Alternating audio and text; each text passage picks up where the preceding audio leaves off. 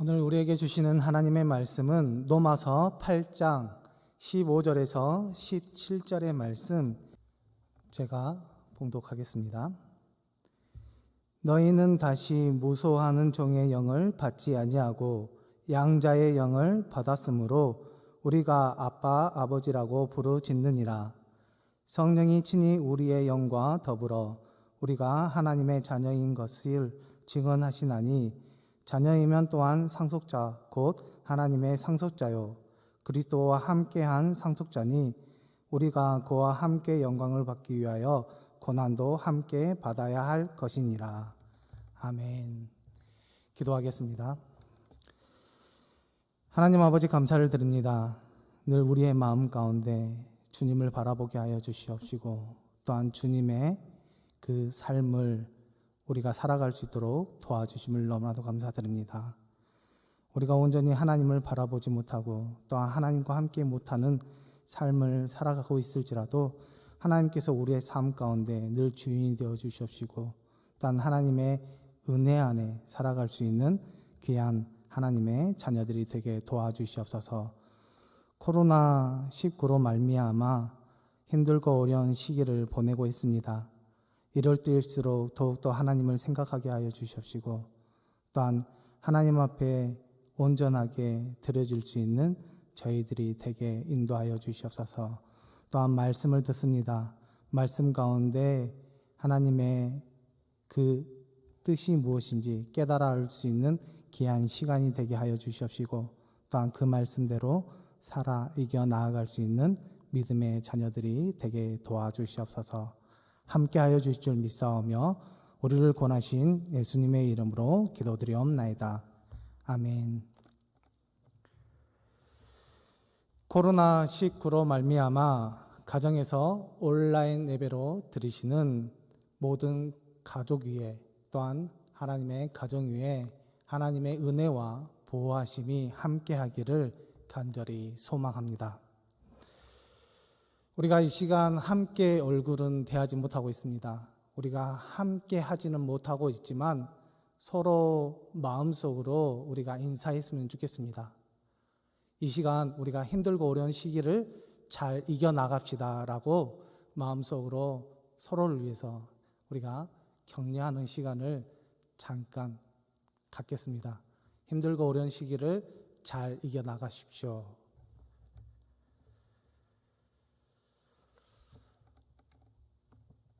오늘 말씀을 드리기 전에 만화 예술가이면서 작가인 앤드류 매튜스는 이런 말을 했습니다. 세상은 병동이고 완고한 스승이다라고 그가 말했습니다.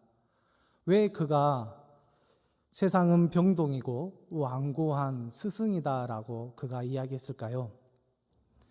세상을 살다 보면 뜻밖의 일이 일어나게 되는데 과연 나에게 이런 일이 있을 수 있을까? 그런 생각을 하지 말라라는 것입니다. 왜냐하면 세상은 엉뚱한 일들이 일어나는 병동과 같고 또한 이런 일들로 말미암아 우리에게 큰 교훈을 주는 계기가 되기 때문에 완고한 스승이다라고 그가 말한 것을 볼 수 있습니다. 제가 이 말씀을 드리는 이유는 세상에서 일어나는 일들을 가만히 살펴보면 때로는 나를 힘들게 하고 슬프게 하는 일들이 많이 있습니다. 하지만 세상이 나를 힘들게 하고 고통만 슬픔만 주는 것은 아닙니다. 오히려 기쁨을 주기도 하고 행복한 일들이 일어나기도 합니다. 세상은 이런 곳이기 때문에 우리가 뜻밖의 일들이 일어난다고 해서 놀라지 마시고 우리가 하나님의 뜻이 무엇인지 생각하시고 또한 이 어려운 시기에 하나님께서 우리에게 말씀하시고 교훈하신 것이 무엇인지 다시 한번 생각할 수 있는 우리 금옥교회 성도 여러분들이 되기를 소망합니다. 코로나19로 말미암아 힘들고 어려운 시기를 보내고 있습니다. 나만 이 시기를 겪는 것은 아닙니다. 나의 이웃, 우리나라, 또한 각 세계가 힘들고 어려운 시기를 보내고 있습니다. 이럴 때일수록 우리가 더욱더 하나님을 의지하고 깨어 기도함으로 말미암아 사순절 기간을 우리가 의미 있게 보내는 우리 금옥교회 성도 여러분들이 되기를 소망합니다. 좀 전에 말씀드린 것 같이 세상은 이런 곳입니다. 세상이 이런 곳인 것 같이 우리의 신앙도 오늘 말씀 제목처럼 신앙은 이런 것입니다라고 인정하고 받아들일 수 있는 어떤 신앙의 기준점이 딱 우리에게 있다면 자신에게 있어서 믿음은 큰 도움이 될 것이고 삶에도 크게 도움이 될 것입니다. 그것뿐만 아니라 다른 사람에게도 신앙이 어떤 거라는 것을 그들에게 제대로 보여줄 수 있을 것입니다. 그렇다면 우리의 신앙은 어떤 것일까요? 먼저 우리의 신앙은 오직을 강조합니다. 구약에서는 출애굽기 20장 3절의 말씀을 보면 이렇게 말씀하고 있습니다. 너는 나 외에 다른 신들을 내게 두지 말라라고 명령하고 있습니다. 하나님 외에 다른 어떤 신들을 섬기지 말라라는 것입니다. 오직 하나님만 섬길 것을 요구하고 있습니다. 신약에서도 사도행전 4장 12절의 말씀을 보면 다른 이로서는 구원을 받을 수 없나니 천하 사람 중에 구원받을 만한 다른 이름을 우리에게 주신 일이 없습니다 라고 분명하게 선포하고 있습니다. 예수님 외에는 구원받게 하는 이름이 없다라는 것입니다. 오직 예수님만이 구원의 길이라는 것을 우리에게 확증해 주고 있습니다. 하지만 세상 사람들은 어떻게 생각합니까? 그들은 이렇게 이야기합니다. 이것도 좋고 저것도 좋다. 왜 굳이 하나님만 섬겨야 하느냐? 왜 예수님만이 구원의 길이냐? 다른 길들도 많지 않느냐라고 그들이 이야기합니다. 어찌 보면 골치 아프게 살지 않아도 되고 얽매여 살지 않아도 되는 것 같아서 그들의 주장은 어찌 보면 괜찮은 것 같습니다. 하지만 우리의 신앙의 기초이고 기반은 바로 하나님의 은혜입니다. 오늘 본문 말씀 15절 뒷부분의 말씀을 보면 이렇습니다. 우리가 아빠, 아버지라고 부르짖느니라. 우리가 하나님을 아버지라고 부를 수 있게 된 것은 신앙의 기초이고 기반입니다. 원래는 우리는 하나님의 자녀가 아니었습니다. 15절 앞부분의 말씀을 보면 너희는 다시 무서워하는 종의 영을 받지 아니하고 양자의 영을 받았으므로. 원래는 우리는 죄의 종, 사망의 종이었습니다. 그런데 하나님께서 저와 여러분들을 사랑해 주셔서 양자로 삼아 주셨습니다. 즉 종이 아닌 자녀로 받아주신 것입니다.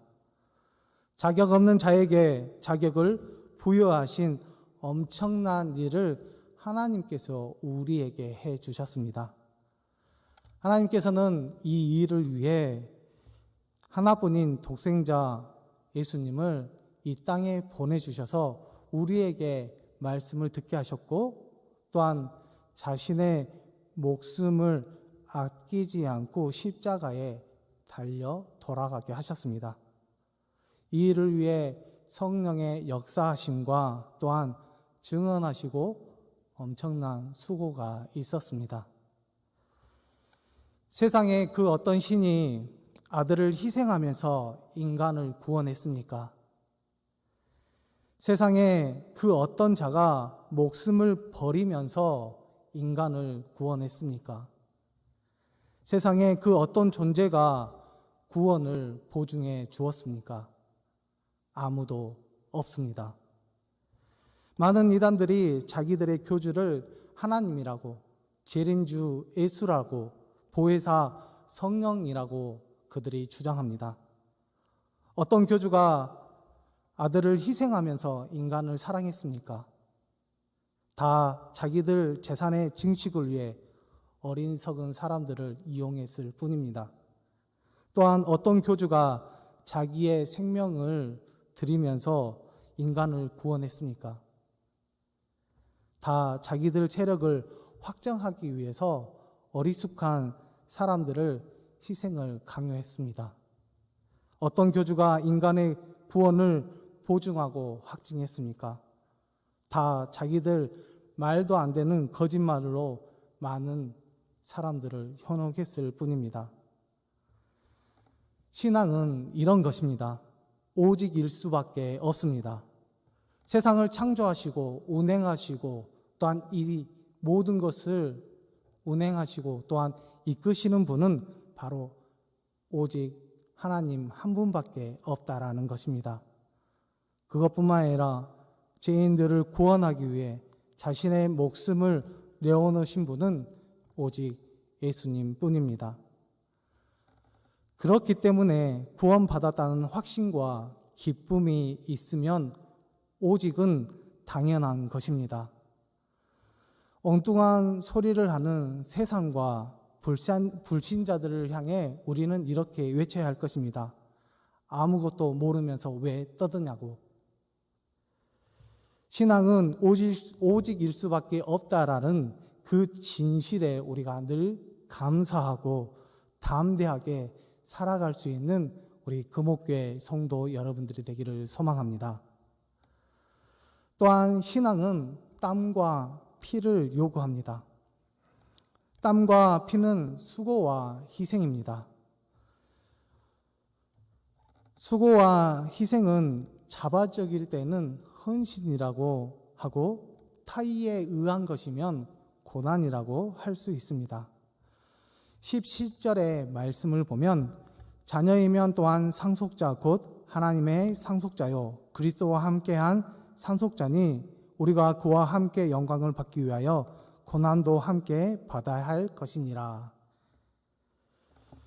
주님을 나의 구세주로 믿고 또한 하나님의 자녀라면 고난을 받는 것이 당연한 것을 우리가 알아야 함을 말씀하고 있습니다.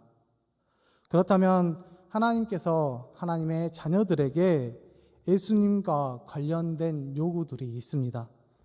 빌립보서 2장 5절의 말씀을 보면 너희 안에 이 마음을 품으라 곧 그리스도 예수의 마음이니 예수님의 마음을 품고 살라라는 것입니다. 예수님을 닮아가라는 말씀으로 받아들일 수 있습니다. 그뿐만 아니라 마가복음 8장 34절의 말씀을 보면 누구든지 나를 따라오려거든 자기를 부인하고 자기 십자가를 지고 나를 따를 것이니라. 십자가를 지으신 예수님 뒤에 자기 십자가를 지고 따라올 것을 우리에게 요구하고 있습니다. 즉 우리가 짊어지고 가야 할 것이 있다면 우리가 예수님의 뒤를 따라 짊어지고 가야 한다라는 것입니다. 우리가 예수님을 닮아가는 것, 우리가 예수님을 따르는 것, 그것은 수고와 희생이 따르게 되어 있습니다. 우리의 삶 가운데 예수님처럼 섬김의 삶이 얼마나 힘들고 어려운지 우리는 분명히 잘 알고 있습니다. 또한 타인을 위해 희생하는 삶을 살았던 예수님의 인생길을 따라가는 것이 우리에게 힘든 과정임을 우리는 분명히 잘 알고 있습니다. 그것을 잘 알고 있기에 많은 신앙인들이 수고와 헌신을 외면하고 복에 집착하며 사는지 모릅니다. 아마 이것은 기복 신앙입니다. 싸구려 은혜를 수집하는 것과 다름없는 신앙인 것입니다. 또한 많은 신앙인들이 시간과 물질을 드린 것을 아까워하고 또한 그것을 드리려고 하지 않습니다. 이것은 아마 이기적인 신앙입니다. 편안과 이익을 추구하는 것과 다름이 없습니다. 세상과 불신자들은 열심을 내는 신앙인들에게 이렇게 이야기합니다. 시간과 물질을 그렇게 퍼다 주고 아깝지 않느냐고. 바보처럼 살지 말고 편안하게 즐기면서 살아라고 그들은 우리에게 분명하게 말하고 있습니다.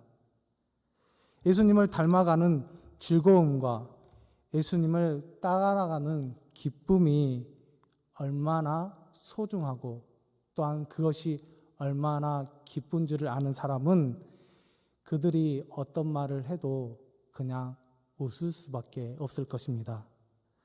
그 맛을 모르는 자들에게 무슨 설명이 필요하겠습니까? 우리는 잘 알고 있습니다. 갈릴리 전역을 돌아다니시며 가르치시고 전도하시고 사랑하셨던 그 예수님이 얼마나 행복했다라는 것을 우리는 분명히 잘 알고 있습니다. 그리고 십자가의 모진 고난을 당하시고 죽으신 예수님이 가장 위대한 인생을 사셨다라는 것을, 신앙은 이런 것입니다. 세상 사람들이 볼 때 힘들고 어려운 길이라고 말할지라도 주님께서 걸어가신 그 길을 함께 동참하며 걸어가는 것이 진정한 신앙인입니다. 그래서 예수님을 닮아가는 것에 우리 또한 즐거움이 있습니다. 위대한 예수님을 따라가는 것에 나의 삶에 기쁨이 있습니다. 이것을 알기에 땀과 피를 흘리는 것이 아깝지 않는 것입니다. 이것 때문에 우리가 고난을 당해도 묵묵히 감당할 수 있는 것입니다. 세상과 불신자들의 헛소리를 듣고서도 우리가 미소 지을 수 있는 것입니다. 신앙에 땀과 피가 흐를 수밖에 없다라는 사실을 받아들이시고 주님과 함께 자신에게 주어진 십자가가 있다면 그것을 지으시고 묵묵히 예수님을 따라갈 수 있는 우리 금옥교회 성도 여러분들이 되기를 소망합니다. 마지막으로 신앙의 중심에는 기다림이 있습니다. 17절에서 자녀를 상속자라고 부르고 있습니다. 상속자는 부모 사후에 재산을 물려받은 자식을 이야기합니다. 그래서 이 상속자라는 말에는 미래가 담겨져 있습니다. 그리고 17절에 영광이라는 단어가 있습니다. 영광을 받기 위하여. 우리가 이 말을 들을 때 마음을 설레게 하고 또한 행복하게 하는 표현입니다. 하지만 이 영광에는 바로 이 영광의 단어에도 미래가 포함되어 있다라는 것입니다. 구원을 받았지만 완전한 구원은 주님이 다시 오실 때 이루어집니다.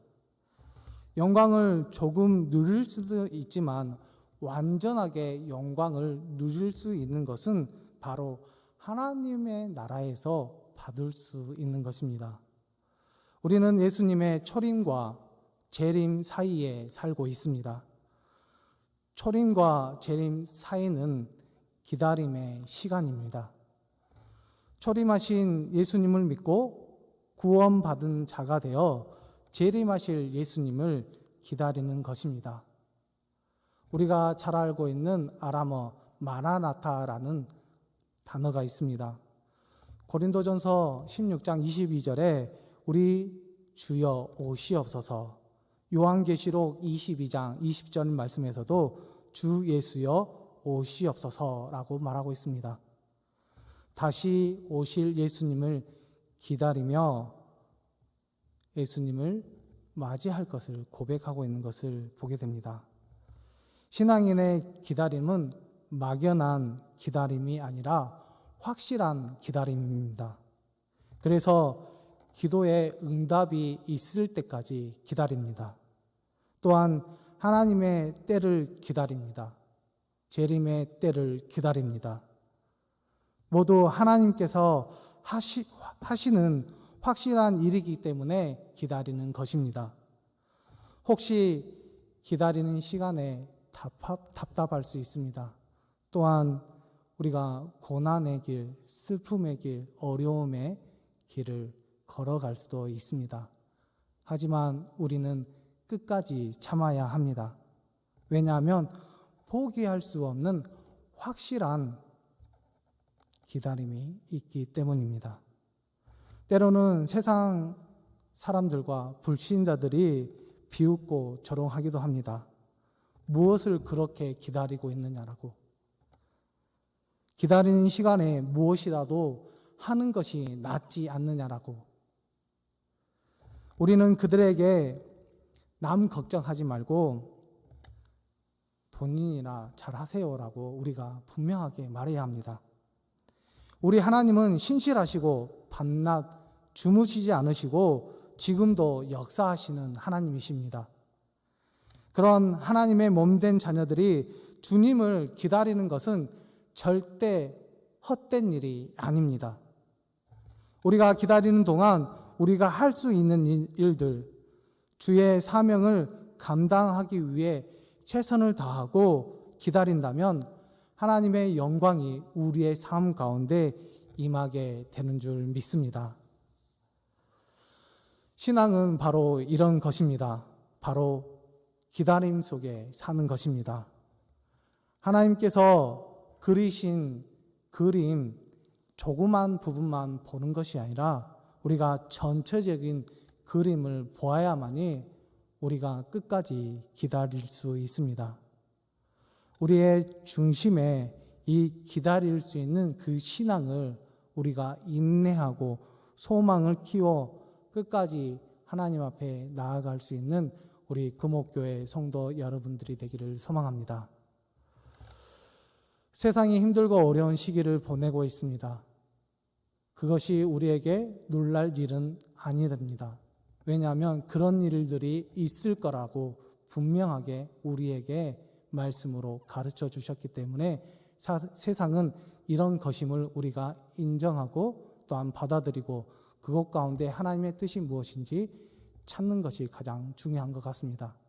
그런데 우리가 세상에 살면서 이런 신앙이 우리의 마음속에 있다면 어떠한 우리에게 어려움이 닥치더라도 우리는 흔들지 않고 끝까지 예수님을 바라보며 나아갈 수 있는 귀한 자녀가 되는 줄 믿습니다. 오늘 말씀을 정리하면 세 가지 것을 말씀드렸습니다. 오직 우리에게 세상을 창조해 주시고 우리를 창조하신 분은 오직 하나님 한 분이시고 또한 우리를 구원해 주신 분은 예수님 한 분임을 우리는 기억해야 합니다. 그리고 땀과 피, 즉 수고와 희생이 있어야만이 우리가 하나님의 신앙을 잃어버리지 않고 끝까지 우리가 그 신앙 안에서 살아갈 수 있음을 우리에게 분명하게 말씀해 주고 있습니다. 그리고 마지막으로는 기다림입니다. 주님이 오실 때까지 주의 사명을 감당하며 기다리게 되었을 때 우리가 어떠한 어려움과 힘듦이 있을지라도 우리가 신앙 안에서 우리의 그 신앙이 우리에게 큰 역할, 큰 도움이 됨으로 말미암아 우리의 신앙이 흔들리지 않고 끝까지 하나님을 바라볼 수 있는 귀한 자녀들이 되는 줄 믿습니다. 우리가 이것을 기억하시어 꼭 이 어려운 시기에 믿음 안에서 우리의 신앙의 기준을 분명히 바로잡고 오직 예수님만 바라보고 우리가 끝까지 수고하여 기다림으로 우리가 이 힘들고 어려운 시기를 이겨 나아갈 수 있는 우리 금옥교회 성도 여러분들이 되기를 소망합니다.